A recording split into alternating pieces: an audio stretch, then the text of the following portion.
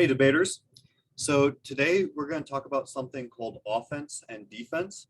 This is something that you've heard me make reference to a couple times in these videos, but we haven't actually talked about it yet.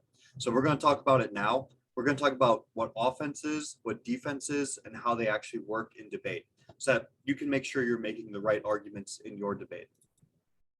So offense and defense are two different ideas of different types of arguments in debate.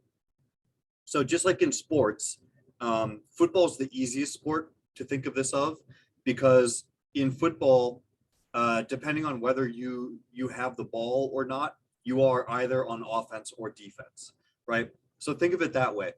In football, when you're on offense, the main point is to try to get to the end zone and score points. Whereas when you're on defense, the main point is to try to stop the other team from scoring points, to just not let them get to the end zone, right? And of course, on defense, you can score points, but that's a whole different thing. So what is offense in the debate sense? So in debate, offense arguments are not arguments that are offensive in the sense that like they would make you angry or are problematic or whatever, but they're reasons for the judge to vote for your side. So for example, if I'm the affirmative and I say something like passing the plan would solve climate change and climate change is a really big problem, that's a reason for the judge to vote for me, right? But if I'm the affirmative, let's say I'm the negative. If I'm the negative and I say passing the affirmative plan will actually cause more climate change and climate change is a bad thing, then suddenly that's a reason to vote negative, right? Because voting negative would stop that extra climate change from happening. So we keep the world the way it is right now. So on the affirmative, your offense-based arguments are arguments like your 1AC advantage, because the 1AC advantage shows that passing the plan will make the world better, which is a reason to vote for you, right? Or if you're a novice or above, turns on the disadvantage, showing that if we pass the plan, it would make the world better because it would actually turn the disadvantage, or critique turns, same thing. If you're on the negative, your offense arguments are in rookie, solvency and impact turns, because what those show is that passing the plan will make the world a worse place. So that's a reason to keep the world the way that it is. It's a reason to vote negative. So big takeaway is, think of offense as arguments that score points for your side. They're reasons to vote for your side in the debate. Compare that with defense. So what are defensive arguments in debate? Well, defense just reduces the power of the other team's argument. It makes their impact smaller.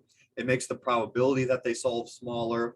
It makes the reasons that the judge would have to vote for them smaller. They're not necessarily reasons to vote for your team. They're just reasons not to vote for the other team, right?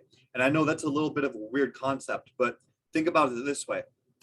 If you and I are having a discussion about where we should go for lunch, and you say we should go to Taco Bell, and I say, well, okay, I'm hungry, but I don't want to go to Taco Bell because they have low quality ingredients. I don't like the food there, and the Taco Bell we would go to is not very clean or whatever. Okay, maybe, but those are all reasons why we shouldn't go to Taco Bell. They're not reasons why we should go somewhere else or why we should not have lunch. So if we're having this discussion, you're going to win the discussion by default because you're the only one with an idea of what we should do. I only have defensive arguments, right? So if I had an offensive argument like McDonald's is better, or I can make us lunch here, we don't need to go out somewhere, I can make us lunch that's better, more nutritious, cheaper, whatever. Those are all reasons why I would win, not why you would lose, right? So defensive arguments just try to stop the other team.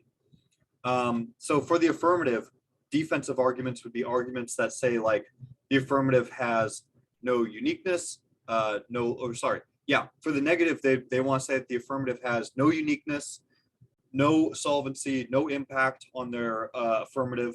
It's like, so that if the affirmative is saying something like, if you pass the plan, it will solve climate change tomorrow. And if we don't solve climate change, it's going to kill everybody.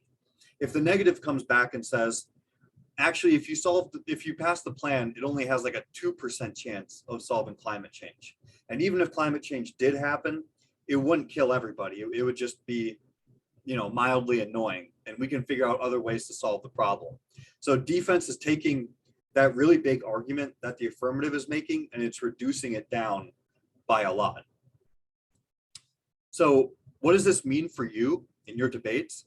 What this means is that you have to make sure, whichever side you're on, affirmative or negative, that you always have offense. You must have reasons why the judge should vote for you, right? Whether that means they should pass the affirmative because you make the world better, or they should not pass the affirmative because the affirmative will make the world worse. Those are both reasons to vote for your side, affirmative or negative, respectively. You should also try to have some defensive arguments, right? If you just let the other team get away with everything they're trying to say, then they're going to pretend like their impact is really big and they solve it. So in order to beat them, you have to reduce their arguments, reduce their impact, reduce their solvency, reduce all of those offensive arguments that they have, so that your offense will be bigger than their offense at the end of debate. And that goes back to the impact weighing stuff from the previous video, right? So that's offense and defense in debate. It's a little bit of a weird concept. Sometimes it's hard to tell which evidence is offense and which is defense, but just try to remember the main point at the end of the debate is the judge should have reasons to vote for you and also to vote against the other team, offense and defense. And if you have both of those, you'll be pretty good. So good luck, debaters. Enjoy, and I'll see you in the next video.